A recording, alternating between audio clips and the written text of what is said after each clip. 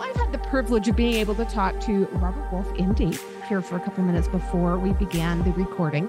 And he's such a cool guy. He's a lot of fun to just chat with. And I'm looking forward to this interview. He's also a radiologist. And I got to tell him just now that a radiologist saved my life a long time ago. So thank you for what you do, Robert. Thank you for joining me on the show. Well, you're welcome. No charge. I've been doing it for 34 years. I've been in radiology. Hard to believe. It doesn't feel like that. Where did the time go? But thank you for having me. I really appreciate you having me on the show, and a pleasure meeting you. And hopefully we can continue more of these discussions beyond this podcast. But thank you for having me. Absolutely. So we talked a little bit about, we have a shared passion for wanting to bring forward some of the struggles of the past. Your personal connection to that is far deeper than mine. So let's start a little bit with who you are. Where did you grow up? Where are you originally from? Well, I'm Rob Wolf. Like I said, I'm a radiologist. I was born in Detroit. I was raised in a small town called Mount Clemens, K through 12. It was a great place to grow up. My parents were very good to me. My dad became an OBGYN and delivered 10,000 babies in the Detroit area, which is called Redemption, which is the punchline for the whole thing, which makes the whole story more interesting. But in the background, I was pretty much a straight A student in high school. I was a good student, played all the sports, had some great friends, most of them Christian. My high school was actually 3 Jews in the whole high school, about 40% African American. My synagogue was across the street from the old high school, the old synagogue, and it was the only one in my county. Maybe 100 Jewish families in my county growing up, but that was a pretty thriving Jewish community. Now it's dwindled down to almost nothing, unfortunately. This is Macomb County surrounding Detroit. Oakland County and Wayne County have a lot more of a Jewish population, and also suburbia like the universities like Lansing, where Michigan State is, and my alma mater, University of Michigan, Go Blue. They won the championship. A lot of Jewish people there, of course, as well, but not so much in my neighborhood. So I grew up with a lot of Christian friends, Jewish friends too. Went to Tufts University. I was fortunate enough to be able to go to Tufts University. Just met their new president a couple of days ago. Came down here to Palm Beach to do a meet and greet, and that was a great experience. Donated to him a copy of my book as a welcome gift. So Tufts was a great experience. And I went to Michigan Medical School, went into radiology after I did a 1-year internship at Framingham Hospital outside of Boston, Framingham Heart Study. They were famous for that.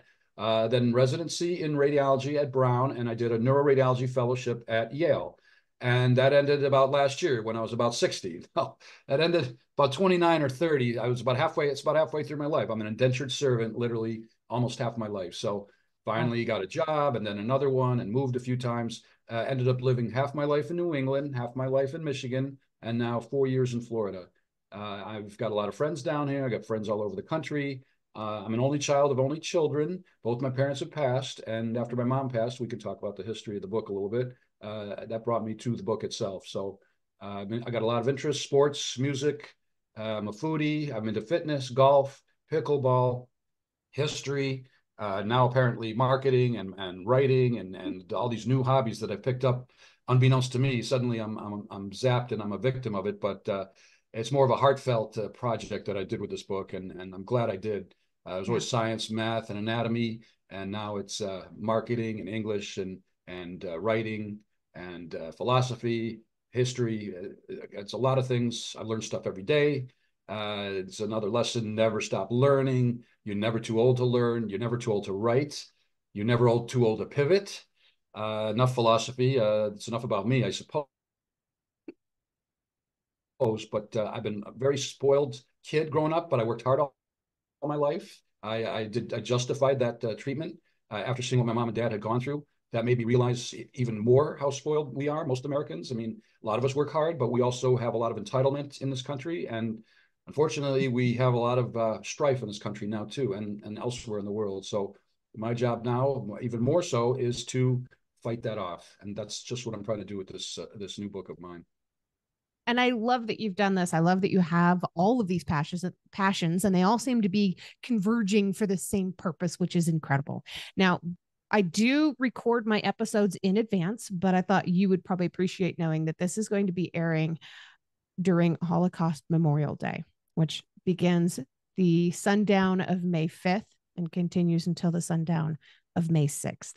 So this episode is actually going to be airing on May 5th in honor of Holocaust Memorial Day. So this is in your father's honor. So I thank appreciate you that. for So I everything think you've you done. mean the show, because there's also one coming This, up on Saturday. There's one Saturday. It's called also the Holocaust Remembrance Day. I mixed them up, but I think it's right, the International Holocaust Remembrance Day, and you're talking about the Yom HaShoah, the day of the remembrance of the Holocaust. So right, every day, I mean, we talk about Black Lives Matter, Jewish Lives Matter. I say all lives matter. Every month, every day should be, let's celebrate not only who we are, but our neighbors, our religions. It shouldn't have to be a designated day, unfortunately, but at least there's something out there.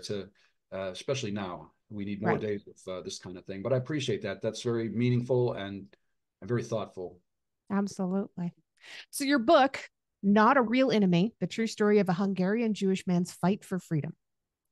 I love this. Let's talk a little bit about your book, about the story behind it. And you have a painting in the background, and I want to hear how that ties in too.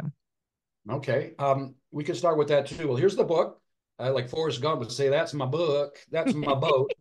So you can see it's won 4 awards, which I don't even know what that means. I mean, I'm still trying to digest that. It's amazing. I guess the bottom line is I appreciate the recognition of the quality of the work and the importance of the work, and that's the best I can do with it. But there's been no time to celebrate. But it's a good point that we've won the 4 awards, so that people that are reading this realize that it's a good book and a good quality book.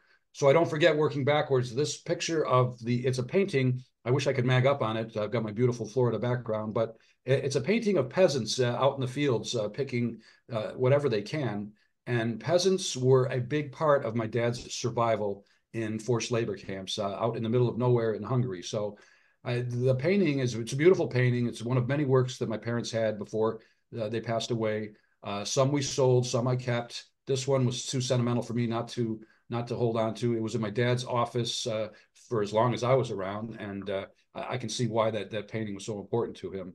There's no signature on it, so I don't know who the artist is, but it's a very sentimental painting. And in the other room, like I was telling you, we also have some stained glass from my parents' synagogue from Michigan from 1909. It's a beautiful stained glass lead window that's hanging by my outside window, and it's beautiful in the morning when the sun comes in. And those are two of my most sentimental keepsakes from my parents' household when they had passed. So that's the painting. The history of the book is my dad and mom wrote my dad's autobiography in the 1970s. So they did it in memoir style, but they wrote his whole lifetime. It wasn't just usually a memoir is 1 or 2 stories. This was his whole life as he remembered it. My parents this was in the 70s, and they were very sharp, very well educated people. Their English as Hungarians, even having to learn the language when they came here, was better than most Americans that I know. But they wrote the stories in pencil and paper as though the stories had happened the previous day. Their memories were sharp, and the descriptions were enlightening, revealing, very lifelike. And so they turned from pencil and paper to typewriter to a computer to a disc. It was on a manuscript. I probably read it 30 years ago once, didn't think much of it. I did remember his first escape. Dad had 4. And he even missed an escape or two, which the luck on this guy, it saved his life missing these escapes. I mean, just talk about blessed. But I remember his first escape out of the 4, and that one stuck with me. But when I reread, so let's fast forward to 1997. Dad passed away, unfortunately. 2016, my mom passed away. A historian friend of mine, it was my parents' historian friend in Mount Clemens, hands me a disc. The disc is now the book, and she says, "You've got to look at this." And I didn't think much of it at the time because I was busy taking care of my mom's affairs. That was a good year. And then I took a year to retire, actually. Then a friend of mine in Michigan wanted me to help him do some x-rays and ultrasound out of a clinic in Michigan. And I decided okay, I'll help him. So it was very part-time work. That brought me to the disc. And so between reading radiology cases, whereas we have 2 screens, the left screen is the radiology queue, the list, and the right screen are the images. Just as we had that, we loaded up the disc. My dad's autobiography was on the left. I was doing his biography on the right between cases. And that was another year. And then I queried agents, publishers with very little success. And I got some book reviews and some beta reads.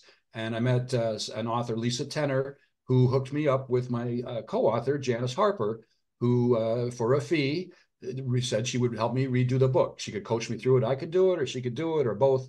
So I kind of let her take the reins. She took the information from my.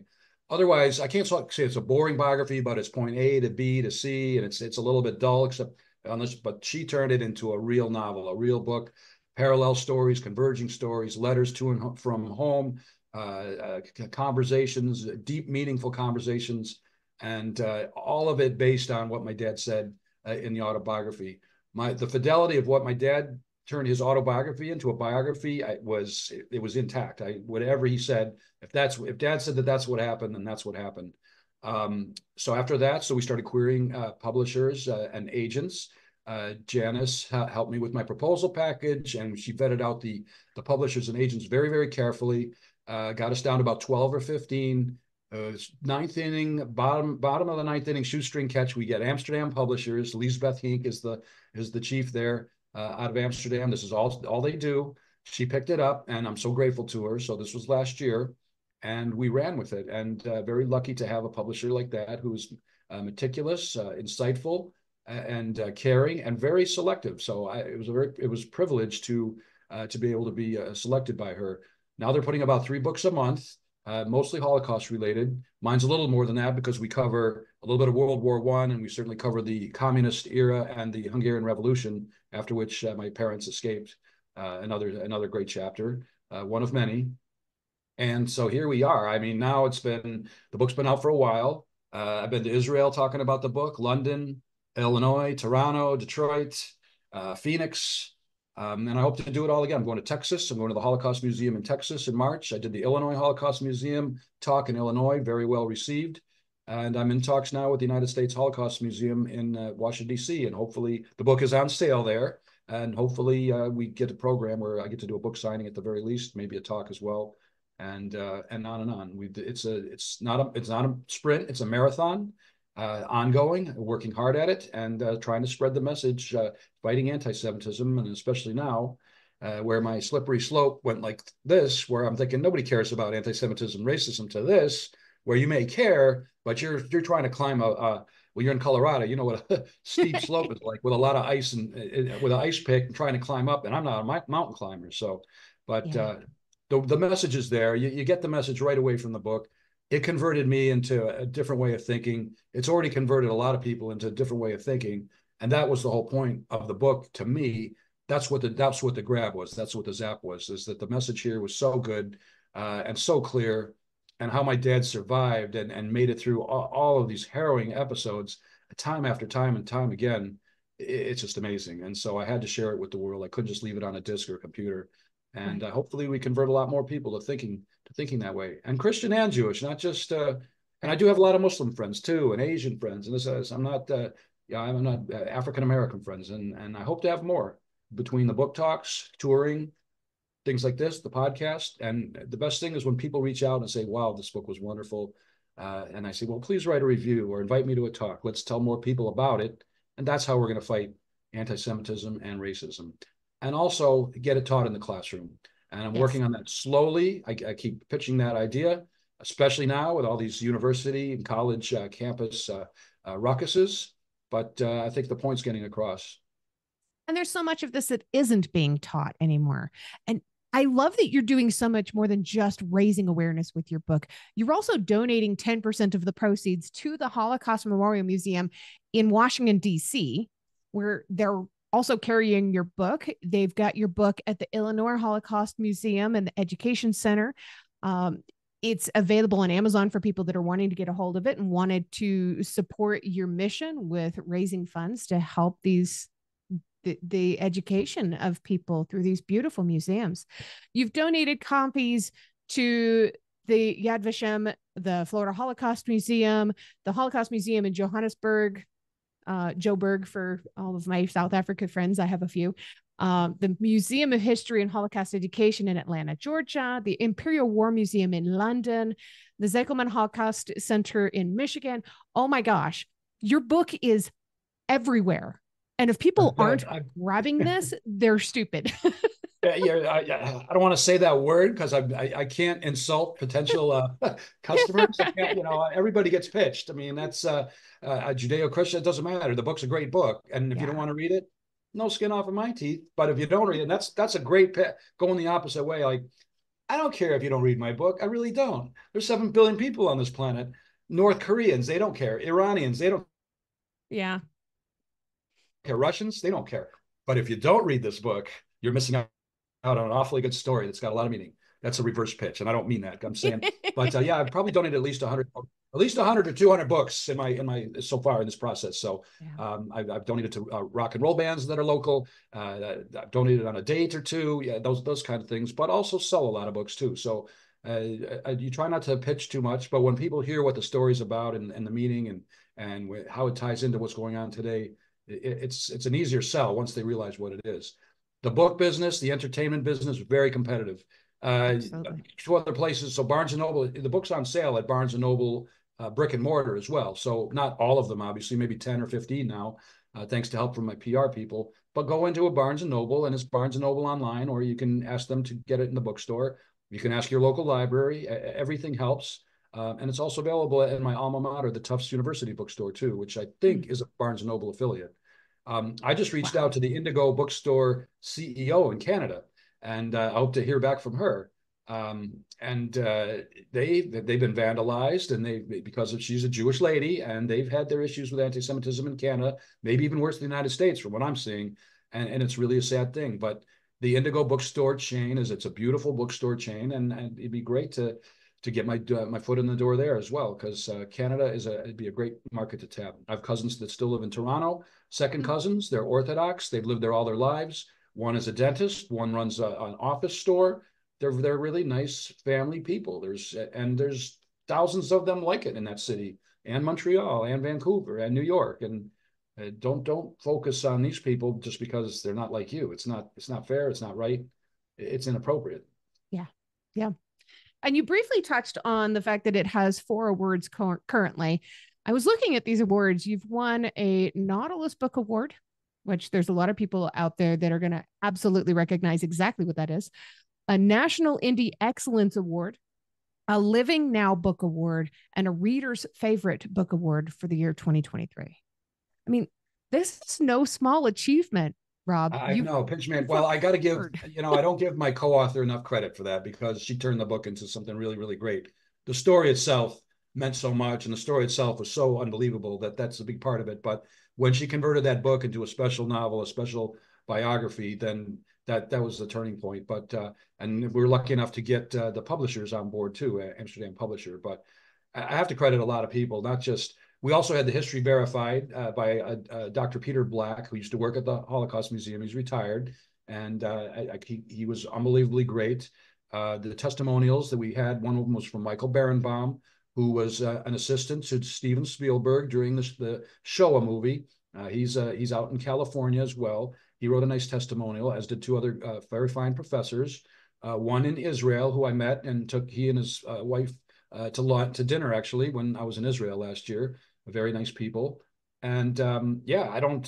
People are recognizing this book's good, and I appreciate it. I just don't have time to even celebrate it or absorb it, or I don't even know what the word is. But I do appreciate the recognition and the meaning of that, meaning that people feel the importance of the story, and also the way it's told, and so well organized, and just it's a page turner, as many people say. Uh, and the history is true. That besides what my dad said about it, we had the true history verified. And I did my homework too. When I wrote my part, I did my homework. My co-author did her homework. I mean, she went on to call Hungarian friends and see what the culture was like, and the food and the music. She really did her homework. So, and That's then cool. of course a historian, just to verify it's a history light book. I mean, my co-author will argue it's a history book, but it's biography as much as history, but it all blends in, and it's Right. pretty complete about that area from, like I said, World War I to the end of the Hungarian Revolution in 1956. Right. And the Hungarian Revolution is something that a lot of people aren't even aware that exists, especially if they are living here in the US and we are so closed down. The only war of any kind that we're really familiar with here in the US that happened during the 1950s is the Korean conflict, which wasn't even really a war. So this is all part of history that is world history that we're not being taught in any regard. And we need a lot more of this in our schools, in our museums, in our day-to-day life. It's funny you say that, because in the Yad Vashem and even in the Illinois Holocaust Museum, there wasn't a lot about the history of Hungary, and I'd like to slip a little bit in there. Now, I can't speak for the U.S. Holocaust Museum in D.C. I'm sure there's probably more than anywhere else, but a lot of places may be devoid of that because a lot of Hungarians were slaughtered. A lot of them went away. 570,000 people, plus or minus, and that's out of 800,000 total. So most of that country's Jewish population. And I might throw in other than just Jews, priests, Christians, gays, disabled. It wasn't just Jews. I mean, 50 million people died. I was recently told by a friend, Avi Hoffman, who's a famous actor down here in Florida. 50 million people died in World War II. So it's 500,000 Jewish men from the United States went over to Europe and fought for let's say Europe and Asia. So not a lot of people know that either. A lot of people know about Poland, England, France, Germany, Pearl Harbor, Okinawa, the bombings, the nuclear bombs, but not a lot of people know about Czech Republic, back Czechoslovakia, Hungary, the smaller countries they just don't know about it. So it helps in that because it's not a heavy history book, but it does say that it wasn't just in these areas; it was other places that were affected too. And it also covers forced labor camps, these where men were conscripted for slave labor. And ironically, that's what saved their lives, is they were useful. They were working, sometimes doing helpful things for the cause, and sometimes just doing mindless labor in the freezing cold and the scorching heat, whatever it was. But the fact that they weren't free and often starving and soon to be dead, as it turns out, because they'd had death marches with these people too, as the war was approaching an end. That's when my dad decided to create his first escape, and then a second, and then a third. His other two were during communist Hungary, but his first two were from forced labor camps, and amazing, miraculous stories. By the time the book is over, first of all, you can put yourself in my dad's shoes. Like, this could be me. You'd say, Jewish or Christian, it could be a bad neighbor, a bad business deal, a bad local government, a bad federal government, bad foreign government that can change your life, a natural disaster, something could change your life. This could be me on the run, no place to live, nothing to eat, no money, no friends, no parents or family. It could be us. So you put yourself in that place by the end of the book. My dad's risk tolerance was so unbelievable by the end of the movie the end of the book, that it was incredible. So it just escape after escape. I mean, that was how he lived. You survived. You didn't even think twice about it. I better escape or I'm dead. And really, it's a very sad, very tragic thing that you had to live like that for months on end. But he did it, and did it with integrity, did it with determination. There's not enough adjectives in the English language to describe. And he turned out, I mentioned the OB/GYN, he loved his work. He would have delivered babies till the day he died. Jovial, jolly, goes into work, says hi to everybody, the janitor, the secretary, the nurse. I come with him when he goes on rounds. He puts me in the doctor's lounge, and smiling, and just loved what he did. And that kind of convinced me into going into medicine, just the way he loved it. And always told me, don't do it for the money. Do it because you love it. And my mom would say, and I'm going to paraphrase because I'm trying to do my Hungarian accent. They never taught me Hungarian, but I do know the swear words and things. And my mom would say with a Jewish guilt, "You couldn't do this while we are still alive." That's what she'd say. And she would also say, I guess you only won 4 awards. That's it.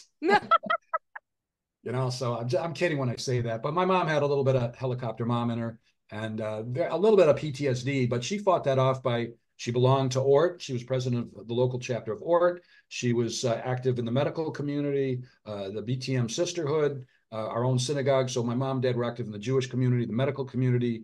They used to have Hungarian goulash parties for everybody. And they were Holocaust educators throughout their lives. Me, I only got the bug the last 5, 8 years of my life lately, after mom and dad had gone. So Jewish guilt or not, I got the zap. The people think it's corny, but I say that the disc called out to me like Superman's kryptonite. It actually summoned me, and I put the thing in, and once I started reading it, I said, geez, this has got to be put out. This has got to be put out there. I can't just sit here in my office. So a lot of stuff packed into a few minutes here, but it stirs up a lot of emotion, and a lot of people ask me, is it emotional talking about this book? Was it emotional doing it? Hell yeah, it's crazy. People say I got to put the book down. Most people say it's a page turner. Some people say I got to put the book down when they talk about Auschwitz and this and that. My dad's parents, it didn't go so good for everybody, and that's all in there. No sugarcoating in this book. It is what it is. But myself too, when I was writing it, I had to walk away sometimes for a couple of days, a week, and it wasn't just procrastination. It was time to absorb what am I really talking about here? What are we talking about? So very difficult, but very heartfelt, and so glad I did it now, and so glad to be share the story with people like you, another survivor, and God bless you for that. I mean, it's PTSD is so common here, and we talk about the Vietnam War vets, and not so much Korea anymore. But I don't know how I would have survived what my dad went through, and I don't know how most of us would. I just can't. I can't see how most of us could do it. We would have to if we could. You got to be able to run. You got to be able to go without food for days. You got to be able to be quick on your feet, quick with your mind. It's just, you got to know who your enemies are and who your friends are, and that's in the book too. We don't sometimes there's twists and turns. You don't know who your friends Mm. are. You don't know who your enemies are. It's a cloak and dagger story. If you've enjoyed tonight's episode, please make sure you check out the episode description. You'll find links there on how you can learn more about this guest, links to connect with them on social media, and how to support the podcast. Remember, I don't get paid to do this. My boss is a bit tight fisted, but I can say that. I work for myself.